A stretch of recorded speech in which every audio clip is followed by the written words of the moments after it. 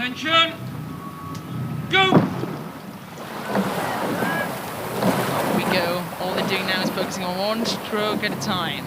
Keep your bow ball ahead. It's always, we've talked about this already, it's always confusing coming off that start because the side of the river kind of draws you in a bit, but you've got to keep straight, especially these coxless fours steering with their feet.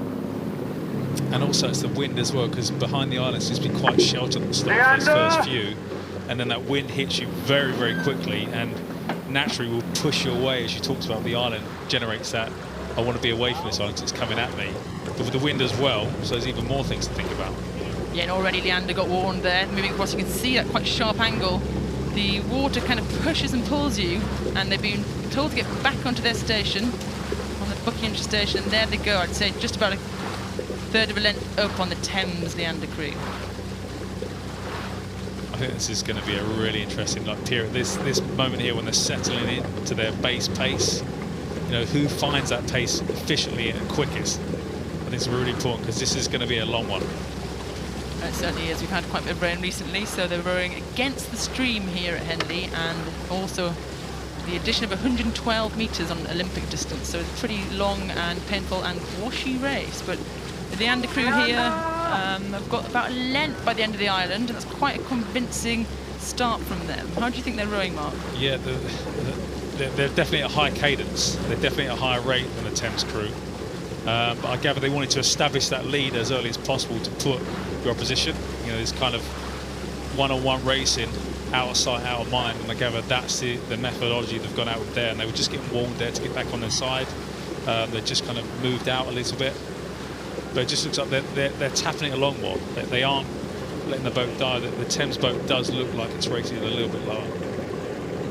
James Stanhope up in the bow seat has won Henley multiple times, so that experience coming into that crew really just can kind of calm the nerves. They know what they're doing, and sitting a little bit comfortable here after the barrier, about a length though. We'll see what the little man in the stand says, but maybe it's just a bit of clear water they've broken.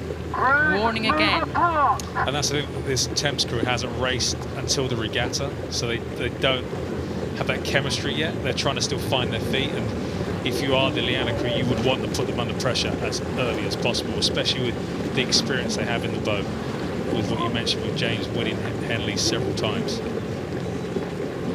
When did they make that call? They look pretty comfortable now, a couple of lengths up, but they kind of want to shut the door on them.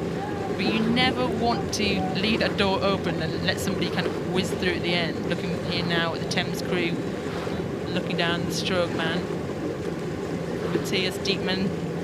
He looks quite relaxed there, this crew still, so maybe they've got something to give through the middle of this race.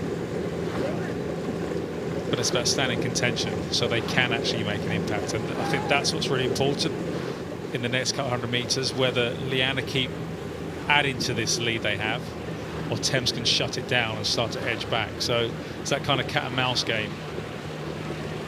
And also, Mark, they've got another 2 days of racing after this, so you've got to kind of, you know, finish the crew off, but also have enough in the bag to get you through 2 more intense gladiatorial races over the weekend. And I think that's about race management, isn't it? You know, understanding what you need to do to make it through each round, because you don't want to do your best race today and then have nothing left tomorrow. It's about progressing each round, getting better, working on things. And this Leander crew right now does look very dominant in this particular heat. They're not letting up though. Looks still quite a lot of intensity coming down through those spoons. The rating's still up there. When they'll call it to decide, you know what, guys, this is enough, nail it and we'll paddle in. Well, you know, it's like sometimes if you take it down too much, it gets really heavy, and that's the last thing you want. You want to keep tapping it. Maybe that's what they're looking at right now. Calls coming internally. Let's just keep this moving. Let's keep inching out. They might be feeling good. They might be enjoying it. They might be well within themselves, but that's the sort of thing we won't know, but they'll know as a unit where they are. As endurance athletes, they can do this and they can repeat this performance day after day. Another little bit of warning there. It's quite tricky actually when you're on the water, because the river and the stream kind of push you around. So once you're ahead, there's a tendency to move into the middle. You don't want to be near those booms. You don't want to, you know, even have the threat of a little dab of the booms. But you can see now Leander moved to the middle of the course, sending down a bit of dirty water for the Thames and Leander fall. It's like you're trying to eliminate risk, aren't you? When you kind of move away from it, give yourself a kind of cushion. because you don't want to be too close, because there are other craft on the river. There's wash coming, there's the wind. There's always other factors that you have to kind of, deal with at Henley that aren't necessarily normal when you race on a multi-lane course. Yeah, great shot there. You can see that there on the station over the far side on Buckingham Station. You can see all those cruisers going up and down, and they create wash. Yes, there's those nice booms there to try and negate that, but it's a tricky bit of water to race on.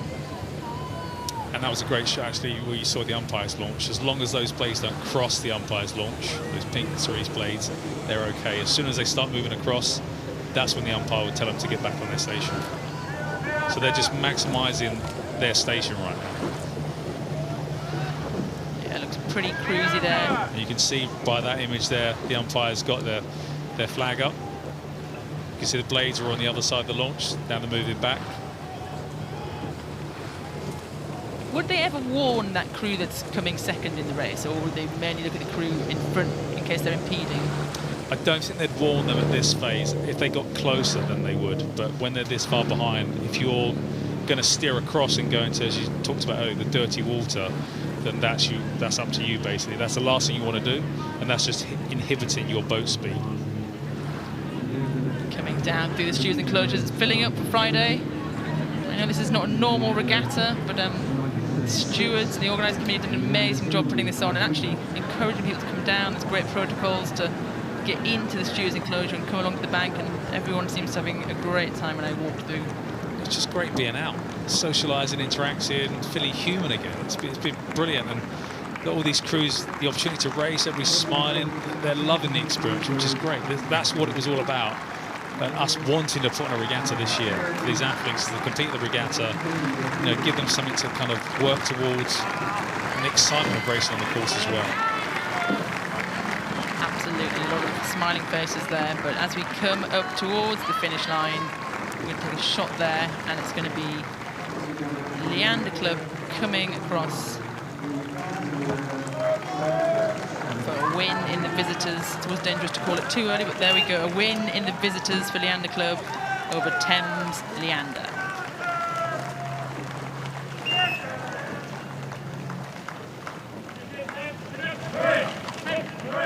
Great race there. Seemed fairly textbook for the Leander crew, and on to the weekend of Henley.